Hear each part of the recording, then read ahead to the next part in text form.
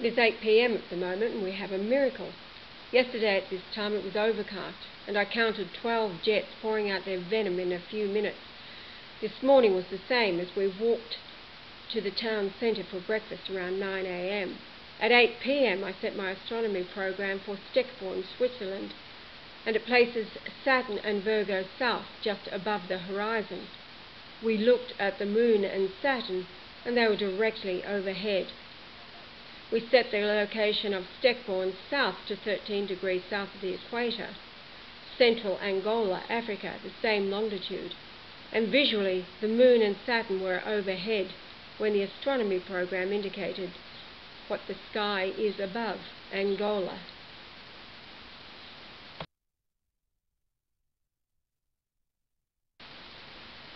As the new axis is Herne Bay, England, its latitude 51 degrees 52 minutes 9:49 seconds, we have to set the computer over our location.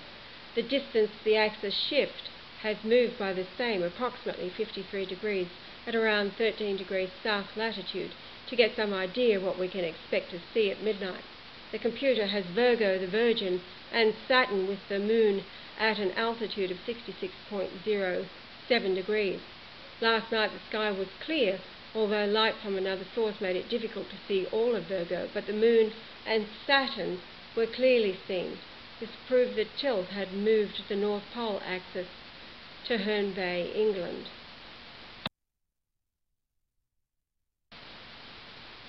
Therefore the two latitudes indicated the shift of 52.949. So for our observation, it was as if we were in central Angola before the axis shifted.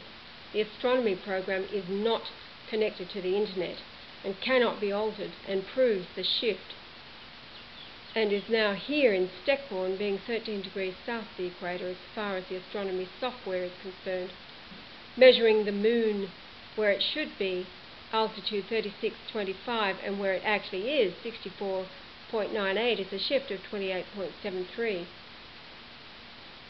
64.98 minus 36.25 is 28.73, and in Hebrew this number is tokbach, a primitive root to slaughter animals or men, kill, make, slaughter, slay.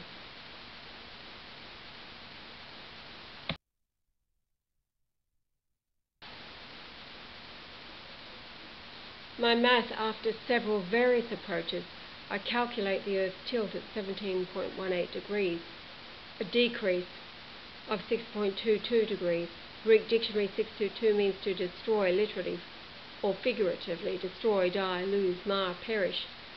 So this would cause cooler weather if that was the former North Pole axis, except for the fact the axis is now in Herne Bay, England at 51.23 degrees off the previous north axis. So at the 23.4 degree normal tilt, and then at 17.818 degrees tilt, 6.22 degrees difference from normal, it means danger.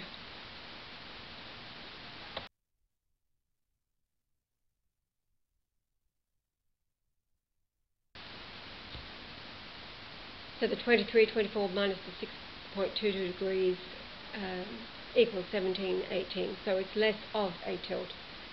And that's a huge amount, causing the temperature rise substantially because it's bringing England up, it's bringing Europe up to face squarely the sun at 92 million miles on January the 4th. So it's facing squarely the sun rather than on an angle.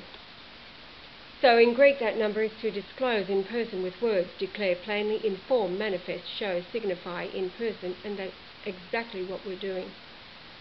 This shift will cause massive fires, drought, cyclones, earthquakes, high tides, volcanoes. The only alternative is to accept that Jesus Christ is back and end it all, and it's your call. It leads into Psalm 37:14, the wicked have drawn out the sword and have bent their bow to cast down the poor and needy, and to slay such as be of upright conversation. Their sword shall enter into their own heart, and their bows shall be broken. A little that a righteous man hath is better than the riches of many wicked. For the arms of the wicked shall be broken, but the Lord upholdeth the righteous.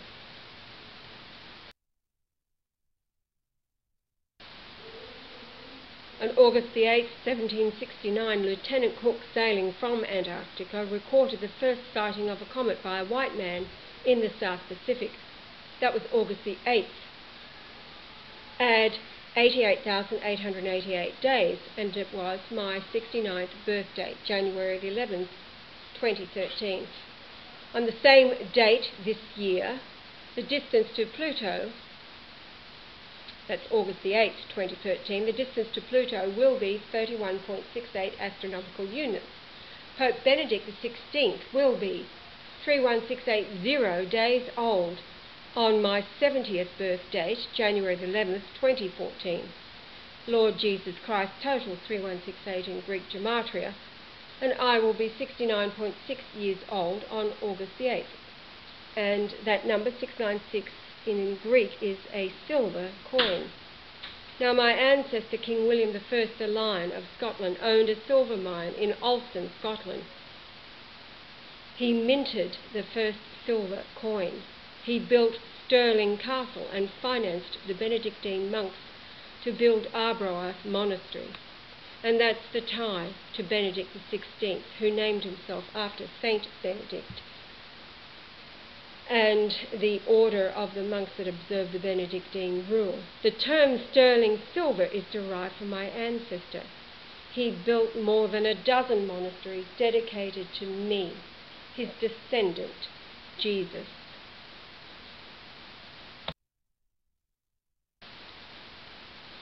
And here is the silver coin struck with the likeness, as primitive as it looks, the profile of King William I the Lion of Scotland. As I pointed out to you, he has the same moustache.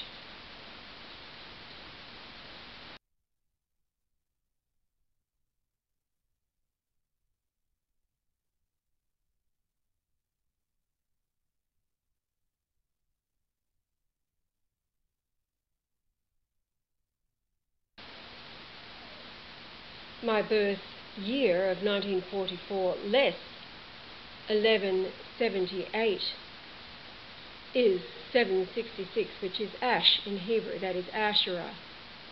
Or 2014 less 1178 is 836, is Asher, from happy.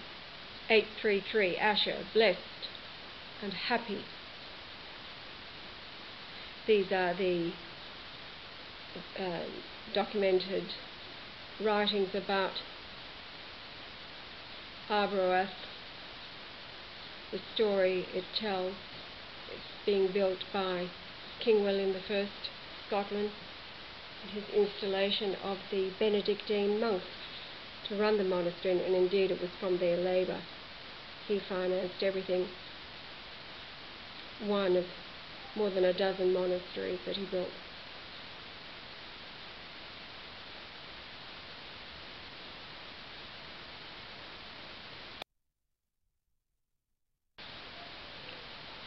This is the remains of Arbroath at the left, and it amazed me how dumb the English are to actually try and remove my ancestor from not only English records but from Scotland as well. He built so much of Scotland due to the vast sums of money he derived from the silver mines. Even the castle he built and died in, Stirling Castle, yet there is no mention of him. Only a statue of Robert Bruce, the traitor to Scotland, stands at the entrance to my ancestor's castle.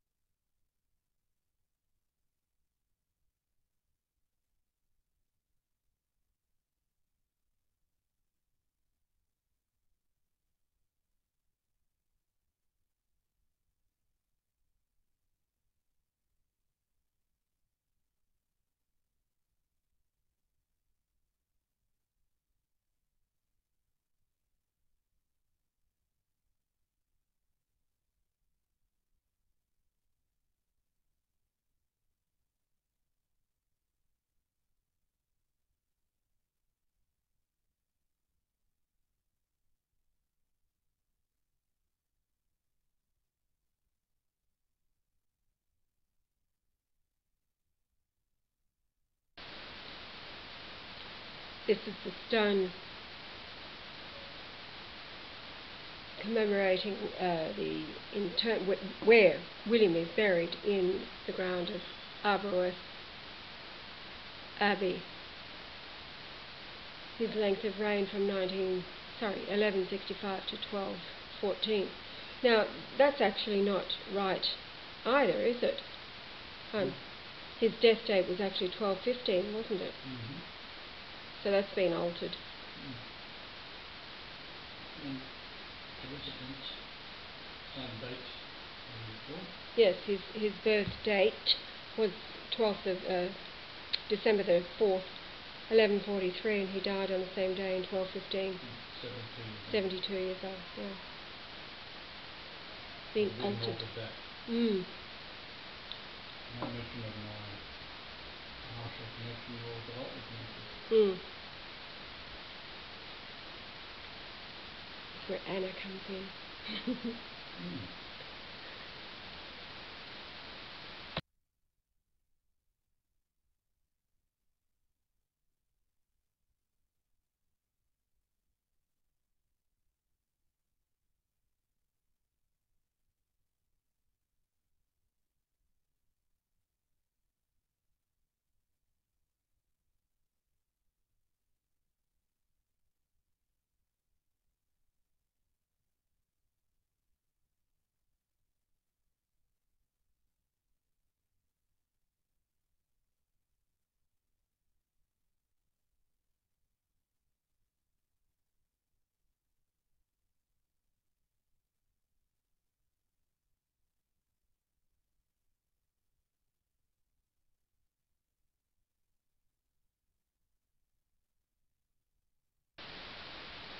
I suppose we should put in there